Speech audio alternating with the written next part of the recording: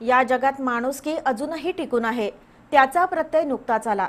Tawde hotel जवळच्या पुलाखाली बेवारस स्थितीत जखमी असलेल्या एका वृद्धाची गांधीनगरमधील मानवाधिकार समितीच्या कार्यकर्त्यांनी दखल घेतली। त्यांच्यावर प्राथमिक उपचार करून महानगरपालिकेच्या दवाखान्यात दाखल केलं। त्यामुळे एका वृद्धाला जणू पुनर्जन्मच मिळाला। कोल्हापूर शहराचं प्रवेशद्वार असलेल्या तावडे हॉटेल जवळच्या उड्डाण पुलाखाली एक वृद्ध इसम जखमी अवस्थेत पडून होता। जवळपास महिनाभर त्या वृद्धाची फरफट सुरू होती। वाळवा तालुक्यातील येवलेवाडीतील 65 वर्षीय तानाजी शामराव जगताप असं त्यांचं नाव। थकलेलं शरीर, आजारपण, जखमा यामुळे त्या वृद्धाला धड हालताही येत नव्हतं। आजूबाजूच्या काही व्यापाऱ्यांनी त्या वृद्धाची माहिती गांधीनगरमधल्या मानवाधिकार संघटनेच्या पदाधिकाऱ्यांना दिली।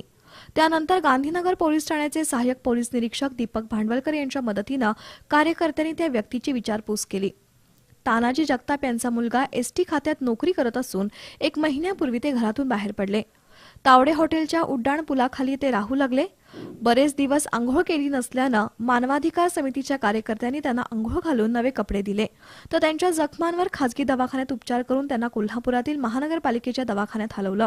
गणेशन थमुथन, गणेश देवकुळे, प्रकाश दळवी, अर्जुन भुसळे, सचिन कवाळे, दीपक हुबळीकर, प्रमोद माळवदकर यांनी या मानवतावादी कामासाठी पुढाकार घेतला।